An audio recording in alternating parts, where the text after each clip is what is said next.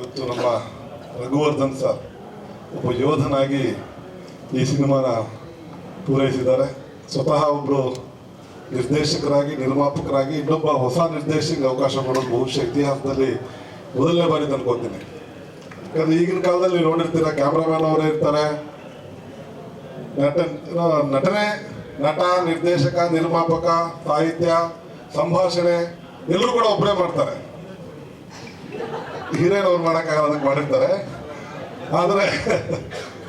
ಆದರೆ ರಘುವರ್ಧನ್ ಅವರು ಒಬ್ಬ ಯೋಧನಾಗಿ ಯುದ್ಧ ಭೂಮಿಯಲ್ಲಿ ಹೇಗೆ ಮುನ್ನಡೆಗೆ ಸಾಧ್ಯನೋ ಎಲ್ಲರೂ ಜೊತೆ ತಗೊಂಡು ಆ ಥರ ರಾಘವೇಂದ್ರ ನಾಯಕ್ ಅವರನ್ನ ಜೊತೆ ಕರ್ಕೊಂಡು ಅವ್ರಿಗೊಂದು ಅವಕಾಶ ಕೊಟ್ಟು ಈ ಸಿನಿಮಾನ ಪೂರೈಸಿದ್ದಾರೆ.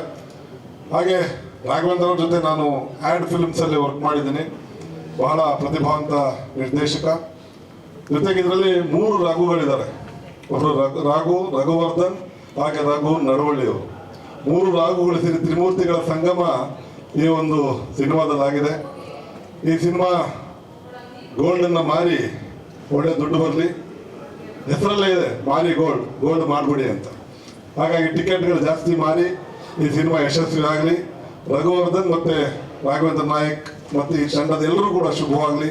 ಜೊತೆಗೆ ಯುಗಾದಿ ಬರ್ತಾ ಇದೆ, ಮತ್ತೊಮ್ಮೆ ತಮ್ಮೆಲ್ಲರೂ ಯುಗಾದಿ ಶುಭಾಶಯಗಳನ್ನು ತಿಳಿಸ್ತಾ, ಈ ಮಾರಿ ಗೋಲ್ಡ್ 2 ವಿಷಯಕ್ಕೆ ಒಂದು ಸೆನ್ಸೇಷನ್ ನ್ಯೂಸ್ ಆಗುತ್ತೆ ಅಂತ ನಾನು ಭಾವಿಸ್ತೀನಿ.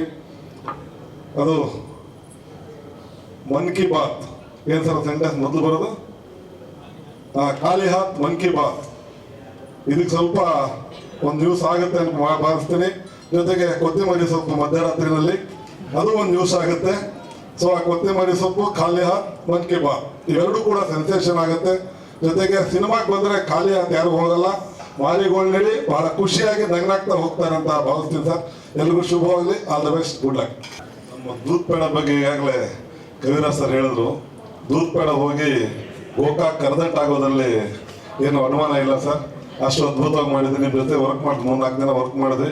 ಭಾಳ ಅದ್ಭುತವಾಗಿ ಕಾಣಿಸ್ತಾ ಇದ್ರಿ. ಇನ್ನು ಸಿಮ್ಮಿಣಿ ಮುಂದೆನೇ ಜೊತೆಲಿದ್ದಾರೆ. ಮಾರಿ ಅಂದರೆ ಮಾರಮ್ಮ, ಸಿಮ್ಮಿಣಿ ಜೊತೆಲಿದ್ದಾರೆ. ಒಳ್ಳೇದಾಗಲಿ sir. Thank you so much sir.